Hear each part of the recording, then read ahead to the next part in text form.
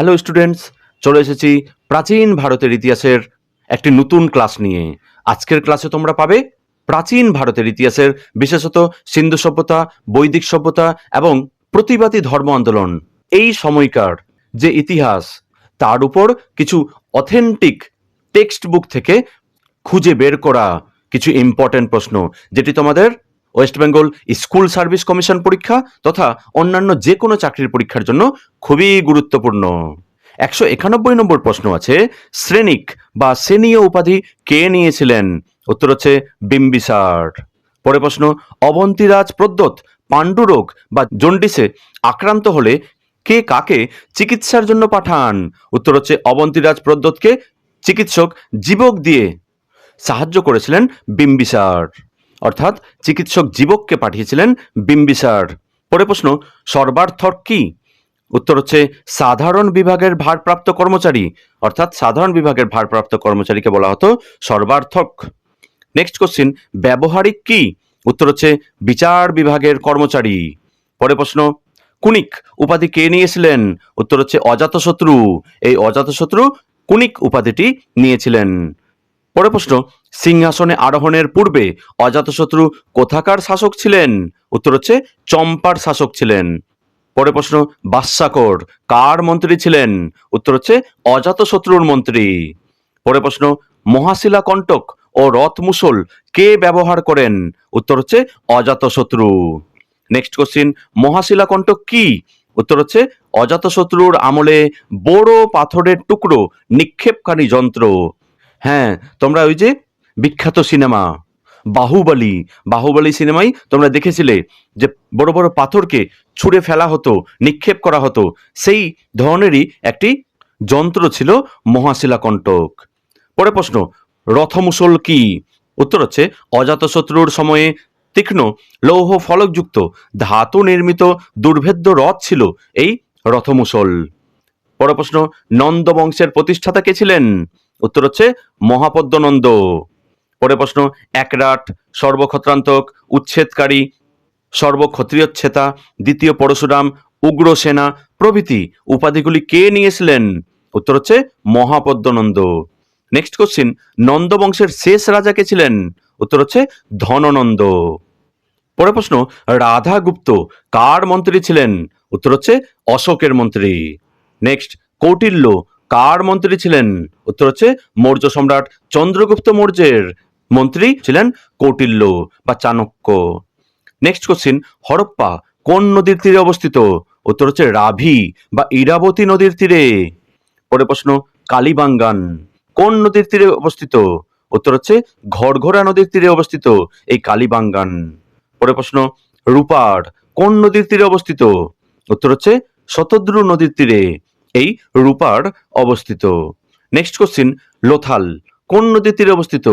উত্তর হচ্ছে ভগাবর নদীর তীরে অবস্থিত লোথাল। নেক্সট কোশ্চিন, মহেঞ্জোদারো কোন নদীর তীরে অবস্থিত? উত্তর হচ্ছে সিন্ধু নদীর তীরে অবস্থিত এই মহেঞ্জোদারো।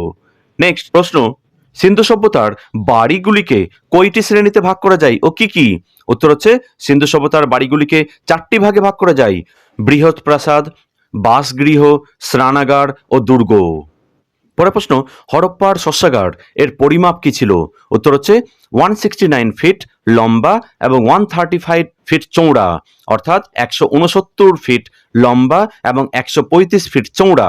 পরে প্রশ্ন, মহেঞ্জোদারোর স্নানাগারের পরিমাপ কি ছিল? উত্তর হচ্ছে 180 ফিট ইন্টু 108 ফিট। জলাধারটির মাপ ছিল 39 ফিট ইন্টু 23 ফিট এবং গভীরতা ছিল 8 ফিট গভীর। পরে প্রশ্ন, সিন্ধু সভ্যতায় পাওয়া নরকঙ্কালগুলির উপর ভিত্তি করে মানুষকে কয়টি জনগোষ্ঠীতে ভাগ করা হয় ও কি কি? উত্তর হচ্ছে 4টি ভাগে ভাগ করা হয়: প্রোটো অস্ট্রোলয়েড, ভূমধ্যসাগরীয়, আলপাইন ও মঙ্গোলীয়। এই 4টি ভাগে ভাগ করা হয়। পরে প্রশ্ন, সিন্ধুর সিলমোহরগুলির আকৃতি কেমন ছিল? উত্তর হচ্ছে বেলনা আকৃতি বা বেলনার মতো। নেক্সট কোশ্চিন, ফিলিপ সোসেটি নামক ইউরোপীয় পর্যটক কোন শতকে ভারতে আসেন? উত্তর হচ্ছে 16 শতকে। নেক্সট, অশ্বমেধ যজ্ঞ অনুষ্ঠানের উল্লেখ কোথায় রয়েছে? উত্তর হচ্ছে শতপথ ব্রাহ্মণে, অর্থাৎ এই শতপথ ব্রাহ্মণে অশ্বমেধ যজ্ঞের উল্লেখ রয়েছে। পরে প্রশ্ন, পুরুষ সূক্তের উল্লেখ কোথায় পাওয়া যায়? উত্তর হচ্ছে ঋগ্বেদে। পরের প্রশ্ন, দুকুল কি? উত্তর হচ্ছে ঋগ বৈদিক যুগে আর্যদের মিহি রেশমের যে বস্ত্র তাকে বলা হতো দুকুল। পরের প্রশ্ন, বৈদিক স্তোত্রের রচয়িতা হিসেবে কোন কোন নারীর নাম পাওয়া যায়? উত্তর হচ্ছে ঘোষা, বিশ্ববাড়া, ওপালা, লোপামুদ্রা প্রমুখ ছিলেন বৈদিক যুগের মহীয়সী নারী যারা বৈদিক স্তোত্র রচনা করেছিলেন। পরের প্রশ্ন, আর্যরা সর্বপ্রথম লিপির ব্যবহার শিখে কবে? উত্তর হচ্ছে আনুমানিক 700 খ্রিস্টপূর্বাব্দে। পরের প্রশ্ন, কারা কেন দ্বিজ নামে পরিচিত? উত্তর হচ্ছে উপনয়ন পালন করাই এই ব্রাহ্মণদের বলা হয় দ্বিজ। পরের প্রশ্ন, সির কি? উত্তর হচ্ছে বৈদিক যুগে লাঙ্গল বা লাঙ্গলের ফলাকে বলা হতো সির। নেক্সট কোশ্চিন, শ্রেষ্ঠিন কারা? উত্তর হচ্ছে বৈদিক যুগে ধনী বৈশ্য শ্রেণী বা ব্যবসায়ী শ্রেণীকে বলা হতো শ্রেষ্ঠিন। 225 নম্বর প্রশ্ন, ঋগ্বেদের আফাস কি? উত্তর হচ্ছে বৈদিক যুগে লোহা বা তামাকে আফাস বলা হয়েছে। পরের প্রশ্ন, সর্বপ্রথম জন্মান্তরের কথা কোথায় পাওয়া যায়?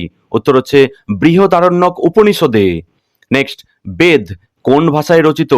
উত্তর হচ্ছে সংস্কৃত ভাষায়। পরের প্রশ্ন, বেদের সূত্র কয়টি ও কি কি? উত্তর হচ্ছে 6টি সূত্র। শিক্ষা, ছন্দ, ব্যাকরণ, নিরুক্ত, জ্যোতিষ, কল্প, এই 6টি ছিল বেদের সূত্র। পরের প্রশ্ন, ষড়দর্শন কি কি? উত্তর হচ্ছে ষড়দর্শন 6টি। সাংখ্য, যোগ, নেই, বৈশেষিক, পূর্ব মীমাংসা ও উত্তর মীমাংসা, এই 6টিকে বলা হয় ষড়দর্শন। পরের প্রশ্ন, আর্যদের কথ্য ভাষা কি ছিল? উত্তর হচ্ছে প্রাকৃত। নেক্সট, মহাকাব্যের যুগের শ্রেষ্ঠ দেবতা কে ছিলেন? উত্তর হচ্ছে বিষ্ণু। বিষ্ণু ছিলেন এই মহাকাব্যের যুগের শ্রেষ্ঠ দেবতা। পরের প্রশ্ন, জৈন ও বৌদ্ধ ধর্মের প্রবক্তারা ভারতের কোন অংশের অধিবাসী ছিলেন? উত্তর হচ্ছে পূর্ব ভারতের অধিবাসী ছিলেন। অর্থাৎ জৈন এবং বৌদ্ধ ধর্মের যারা প্রবর্তক ছিলেন অর্থাৎ মহাবীর ও গৌতম বুদ্ধ, তাদের জন্ম হয়েছিল পূর্ব ভারতে। নেক্সট কোশ্চিন, আজীবক ধর্মের প্রবক্তা কে? উত্তর হচ্ছে গোসাল মঙ্খলিপুত্ত। পরের প্রশ্ন, জৈন ধর্মের সর্বশেষ বা 24তম তীর্থঙ্কর কে ছিলেন? উত্তর হচ্ছে মহাবীর। পরের প্রশ্ন, কবে কোথায় মহাবীরের জন্ম হয়? উত্তর হচ্ছে 540 খ্রিস্টপূর্বাব্দে বৈশালী নগরের কুন্দপুর গ্রামে। নেক্সট, মহাবীরের আদি নাম কি ছিল? অর্থাৎ প্রথম জীবনে মহাবীরের নাম কি ছিল? উত্তর হচ্ছে বর্ধমান। পরের প্রশ্ন, কবে কোথায় কত বছর বয়সে মহাবীর দেহত্যাগ করেন? উত্তর হচ্ছে 468 খ্রিস্টপূর্বাব্দে পাবা নগরীতে 72 বছর বয়সে মহাবীর দেহত্যাগ করেন। পরের প্রশ্ন, চতুর্জাম কে প্রবর্তন করেন? উত্তর হচ্ছে পার্শ্বনাথ। নেক্সট, সর্বপ্রাণবাদ কোন ধর্মের প্রধান অঙ্গ? উত্তর হচ্ছে জৈন ধর্মের। পরের প্রশ্ন, জৈন ধর্মে কাকে সর্বোচ্চ স্থান দেওয়া হয়েছে? উত্তর হচ্ছে অহিংসাকে। অর্থাৎ এই অহিংসা নীতিকে জৈন ধর্মে সর্বোচ্চ স্থান দেওয়া হয়েছে। পরের প্রশ্ন, কবে কোথায় গৌতম বুদ্ধের জন্ম হয়? উত্তর হচ্ছে 565 খ্রিস্টপূর্বাব্দে নেপালের তরাই অঞ্চলের কপিলাবস্তু রাজ্যের লুম্বিনী গ্রামে গৌতম বুদ্ধের জন্ম হয়। পরের প্রশ্ন, গৌতম বুদ্ধের পুত্রের নাম কি? উত্তর হচ্ছে রাহুল। পরের প্রশ্ন, গৌতম বুদ্ধের গৃহত্যাগকে কি বলা হয়? অর্থাৎ তিনি যে গৃহ ত্যাগ করে বাইরে বেরিয়ে গেছিলেন সেই ঘটনাটিকে কি বলা হয়? উত্তর হচ্ছে মহাভিনিষ্ক্রমণ।